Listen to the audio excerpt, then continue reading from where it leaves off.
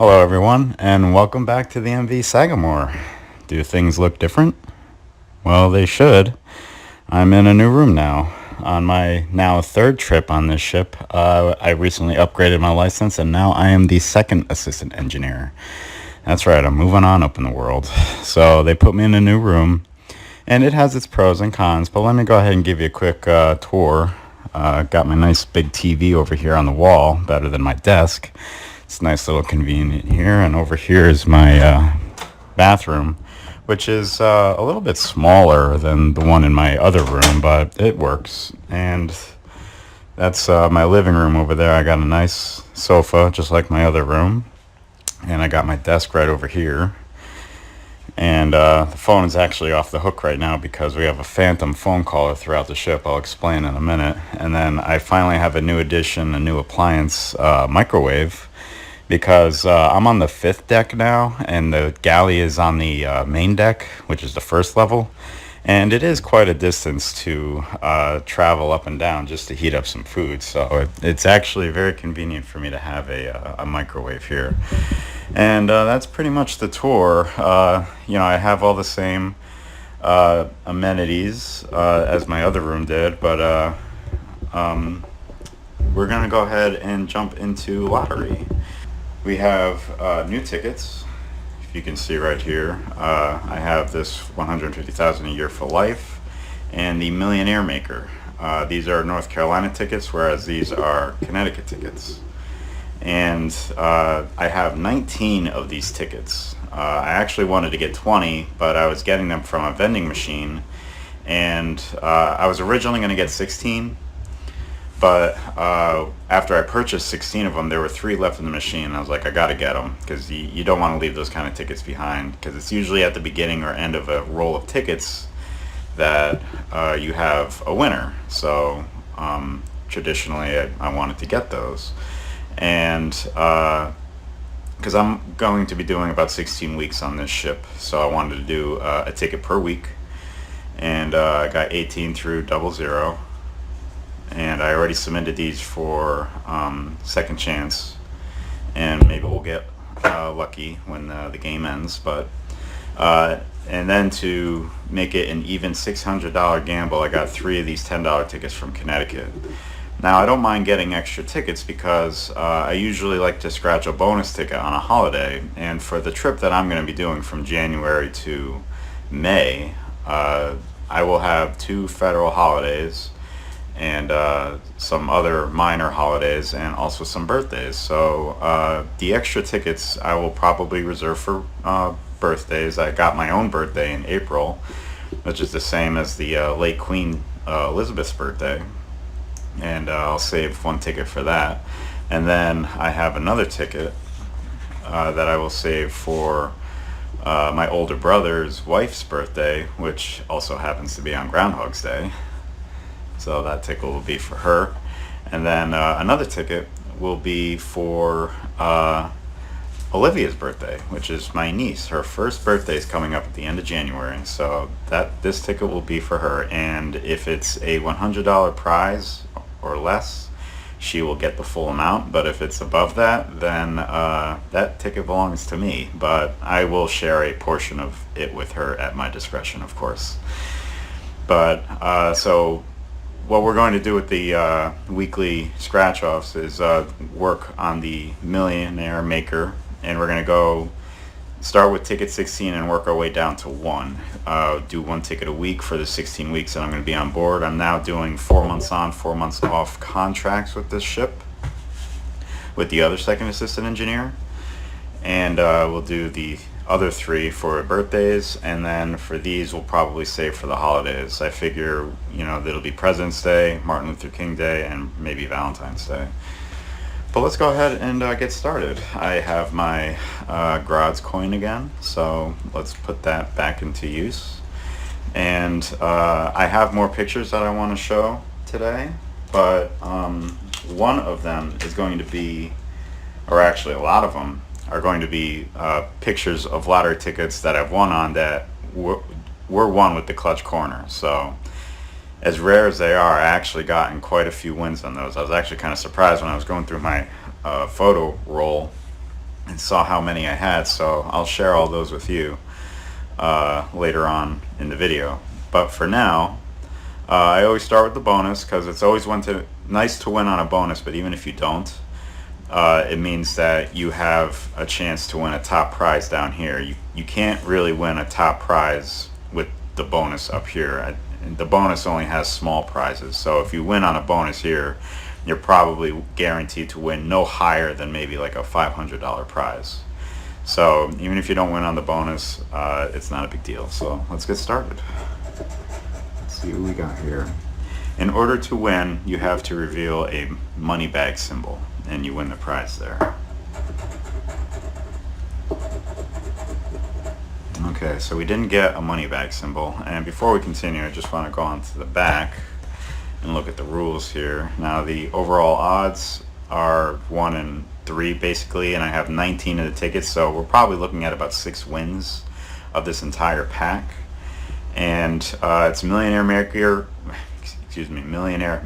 and they started with 30 top prizes of $1 million, but they reordered the game, and now there are 60 of them. And when I purchased these tickets, there were 23 remaining out there, and it's actually easier to win $1 million top prize than the next 2 tier prizes below it. The odds are actually worse to try and win a 100 grand or a 50 grand prize, but even if I win one of those, I'll gladly take it. So but I just wanted to mention really quick, if you did win $1 million prize, you could cash it all in for only at $600,000, and that's before any taxes. And I feel like after taxes, your prize is actually probably knocked down to around like $450,000. So your $1 million prize is only like $450,000 if you take the lump sum, which I don't think is a great deal. So if you have the time, I would definitely do the annuity prize, and it also keeps you out of the higher tax brackets. It just reminded me, when I was on this ship previously, we have a whiteboard on the stairwell with where we can write announcements, and someone actually wrote a riddle, just for fun, to see who would be able to guess it. And the riddle went like, what always goes up but never comes down? And the correct answer is your age, but somebody cleverly wrote taxes. And they're not wrong. Taxes have been going up pretty steadily over the last 3 years or so. So yeah, but we'll not dive down into that rabbit hole of despair. Let's see if we can win a prize today. It's my first time back and on Friday the 13th, so I don't know if luck's playing in my favor today, but we'll go ahead and give it a shot. And it's my first week back, and things have been going pretty well as the second engineer. And let's see if we can win a prize tonight. Nothing yet, but we still got a lot of the playing field to go.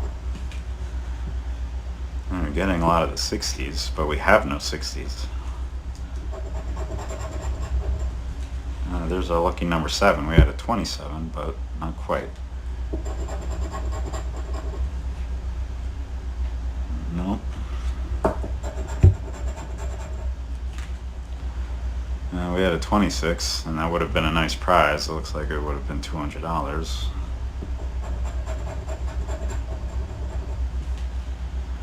Nope, one off. We had a 45.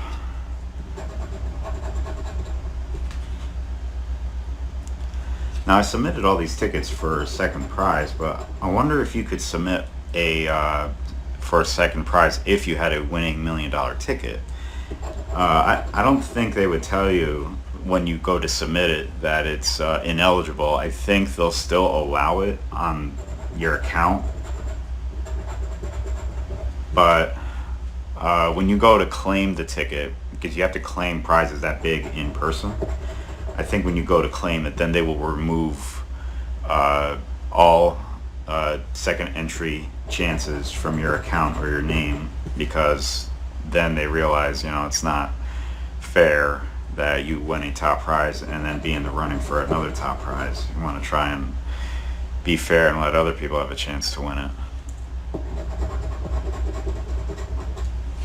I think that's how it works, because I've been able to submit winning tickets for second chance prizes, and for a while I had thought that winning tickets were ineligible, even if it was a break-even prize.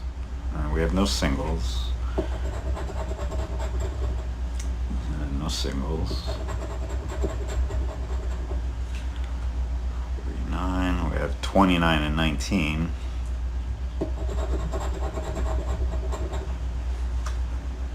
51. Well, we had a 15, a 50, and a 55.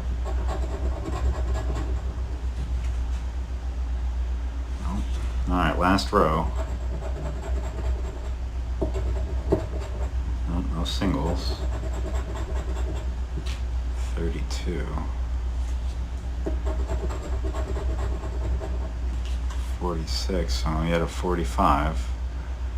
44, 46, 45. That's how they tease you sometimes. 53. Oh, we had a 35. All right. Well, you know what it's time for, the clutch corner.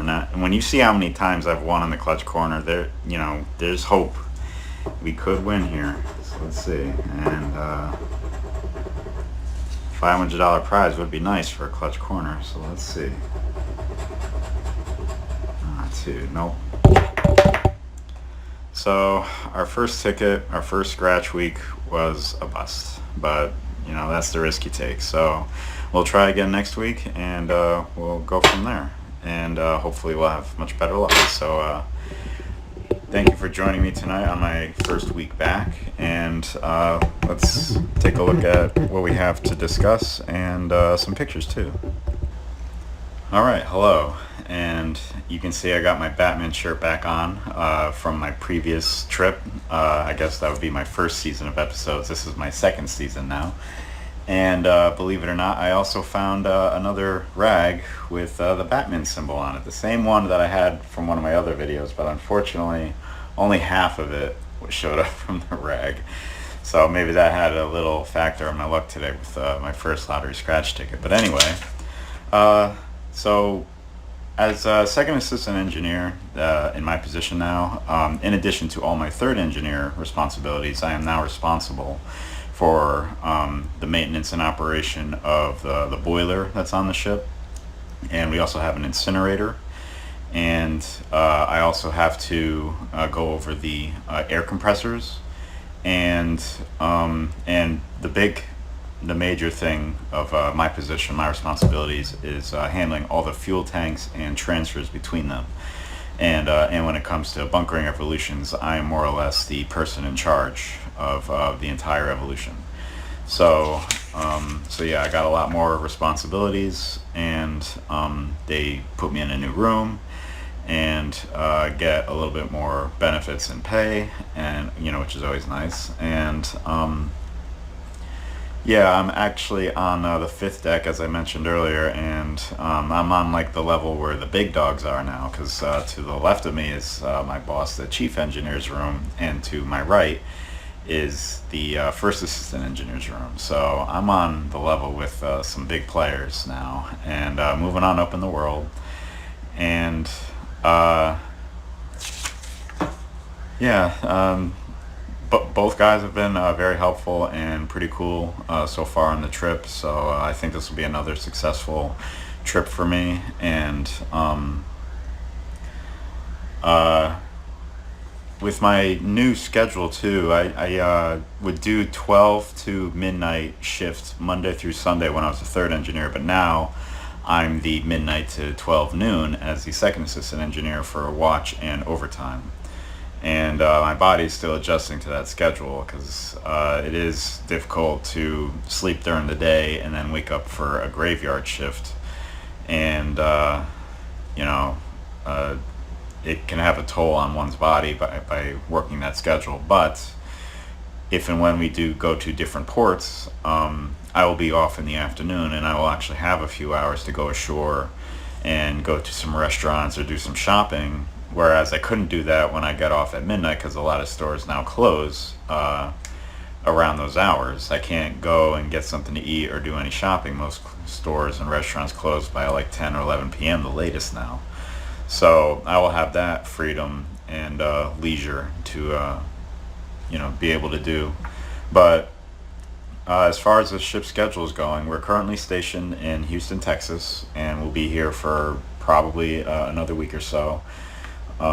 Schedule's still up in the air, and we don't know where we're headed from here. They're negotiating contracts right now. We could be going to more ports, either down to Panama, like we did last summer, or heading back over to Europe.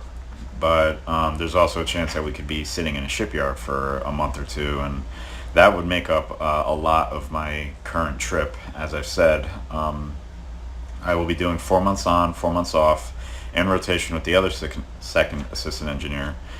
And I will probably be working the winter months this year based on that rotation, but I will be home for all of summer, which will be nice.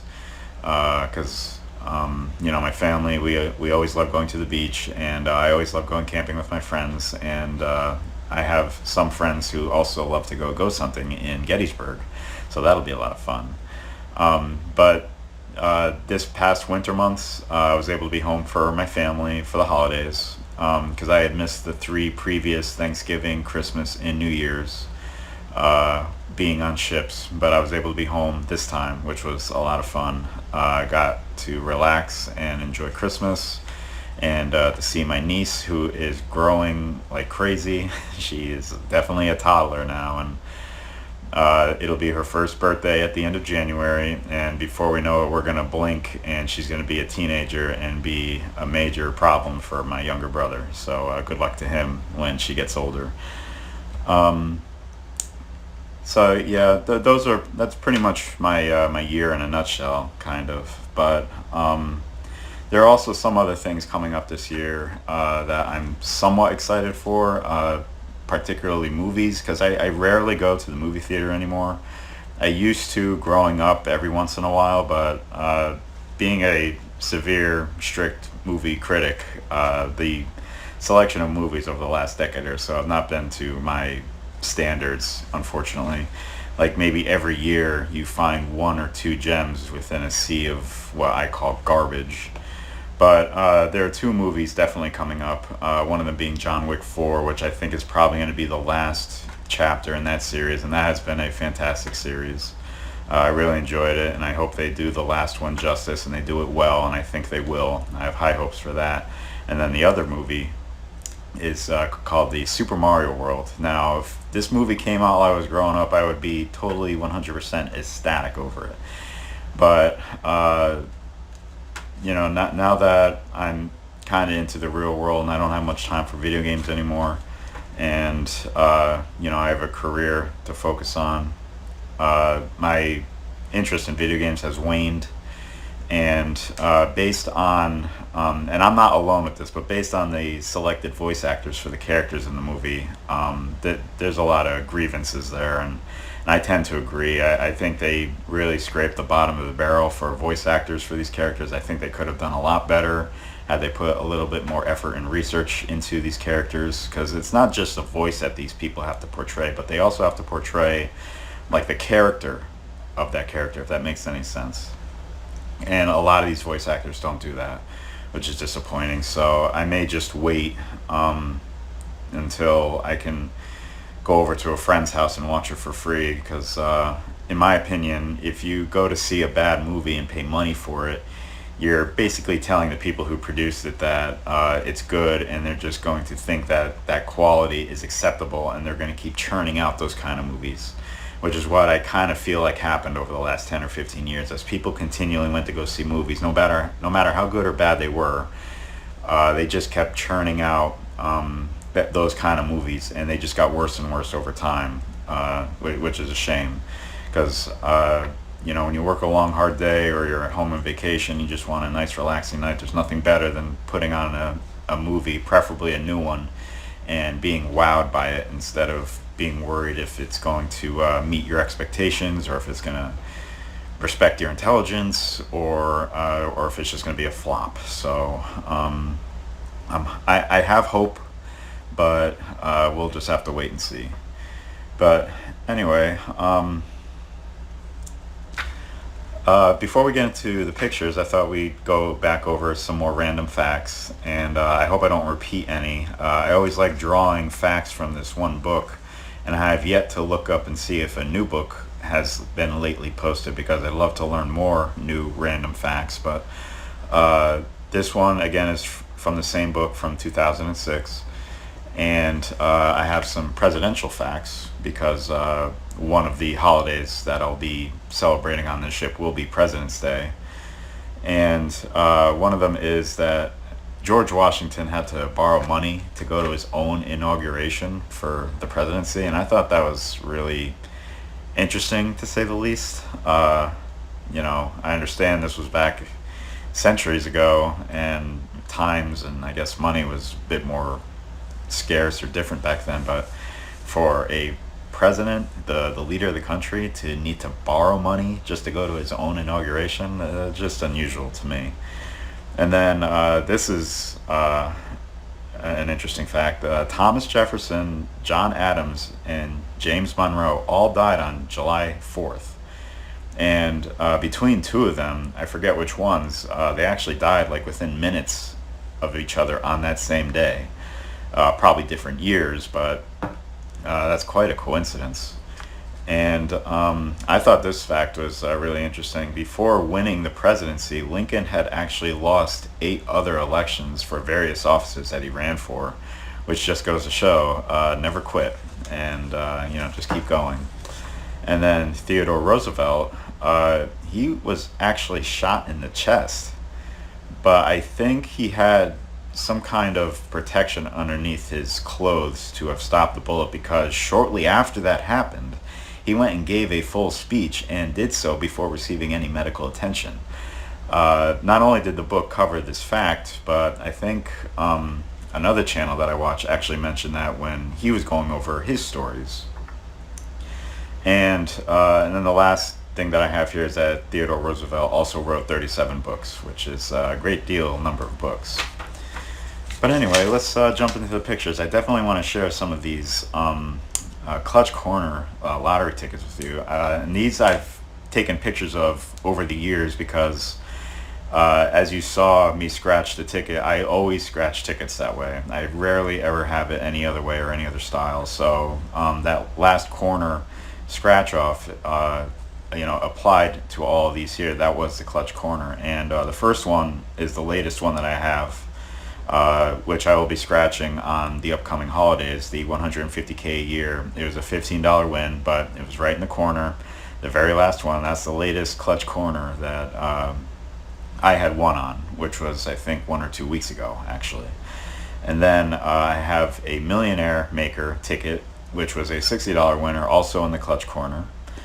And then I have one of the 200x times the cash, which was the ticket that I had scratched on my previous trip as a third engineer.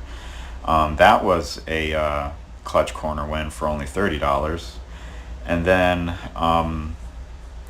this next ticket, I actually got this ticket at a random stop when I was driving between North Carolina and Connecticut, or vice versa. I had made a pit stop in Virginia at a gas station. I was like, oh, what the heck, I'll just pick up a ticket randomly, and it was a Clutch Corner win for 5x times 5. It was only a $5 ticket, but I won $25 on it, so that was a pretty good win. And just as I was driving, it just told me that I'm gonna have to stop somewhere else just to cash it in. And then this next one, which was a really nice one, the Monopoly Frenzy. This was a win all symbol right in the Clutch Corner for a $50 win, and that was a nice win right there. And then the next one that I have is a 300 million Supreme Riches, which was a $30 ticket in North Carolina.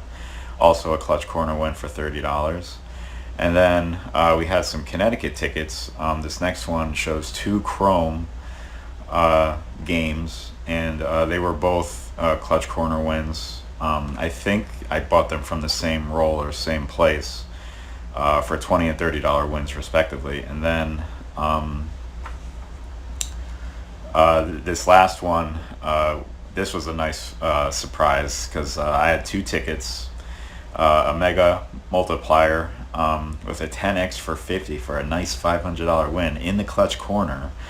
And then it was with another ticket called 30 times the cash, and it was the last one on that ticket, and it won for $30.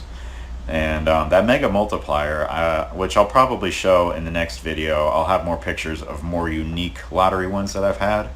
And that one is unique because on two tickets, two separate times, uh, I had one, and not only in the same spot, but with the same number, which I will show you. And the prizes were different. I think one prize was 30, and the other one was another $500 win. Too bad they both couldn't have been $500 wins, but at the same time, they very well could have been both 30 wins. So you take what you can get. And then I gotta have some dog pictures. I mean, you can't go a video without looking at some adorable pets. And these are actually pictures of my older pets when I was growing up. I had, only one black Labrador named Katanga, which is named after the ship captain in Indiana Jones and Raiders of the Lost Ark. And then I had a white Labrador named Indiana, named after Indiana himself in those movies. And the first picture is of Hershey, which is our first chocolate Labrador. This is actually only one of two pictures that I actually have of Hershey on my hard drive. And she's on the deck, and she's probably getting ready to run after another tennis ball, because we would throw the tennis ball for her like a million times, and she actually wore us out throwing it for her. She would run back and forth, and she had just as much energy going after it the millionth time as she did the first time. Like, this dog had like infinite energy, and she was a great dog. And the next one is Hershey sleeping in bed with my dad, and Hershey and my dad were inseparable. Definitely one of our greatest dogs. We all loved her. She had two litters of puppies. All of them black Labradors. I think total 14 puppies. The first litter was 6. The second was 8. And they were all extremely adorable. I wish I could have kept them all.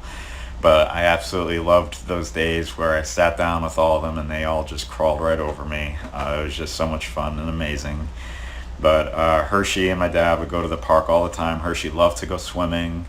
And she hated the train around the Christmas tree every holiday season. She would try and eat the whole thing, which was hilarious. And an unusual fact, she's probably our one dog who got sprayed by skunks the most, because she always liked to stay out late, and every once in a while she'd find one and start up a fight. So yeah, she was a great dog. And then we have Indiana here on the stairs. That was like his perch, because it aligned across the living room to a window where he would be able to look out at it. And he would wait for my dad to come home so he could go running into the kitchen and meet him as he came in, so they would go for rides. And it just reminded me of that hallway, because every once in a while he'd get so excited, and it would be a hardwood floor, that he'd be running and he'd lose traction, and he'd be going so fast that he would actually slam into the wall. He couldn't make the corner in time, and he actually put a hole in the wall. And I was laughing my butt off, and my mom, she was really angry because she had to fix it, but I just thought that was hilarious. And then the next picture is Chloe and Indy sleeping together. And I've noticed this a lot with when we've had more than one Labrador at one point, that they like to sleep next to each other. And I think that might be more of an innate thing, because when they're born in a litter with other puppies, they all tend to sleep together and huddle together for like warmth and comfort. And I think that's just something that they do with other Labradors or dogs that they live with, that they just lay next to each other. And then this next one was a really beautiful picture of Chloe when she was a puppy. She's sleeping in a very nice warm summer day in the shade on a swing with a covering, and she's just living a great puppy life, and having a great snooze there. She looked really beautiful, and I took that picture. And then the next picture is of puppy Chloe and Indy enjoying a snack. My dad would give them loads of biscuits as they were growing up, and Eventually we made the switch to carrots, which you're going to see in the next picture of Chloe enjoying some carrots. And we eventually made that the treat or snack that we would give our dogs, along with pizza crust, of course. And they loved the carrots. And then their little landmines that they would put in the backyard started turning orange instead of brown. So they were a little bit easier to spot, but still equally disgusting. And of course, I have to show one picture of the cat, just to be fair. And if you see that big orange and white fat fur ball in the center of my bed snoozing away, yes, that is Sig, our very spoiled fat cat.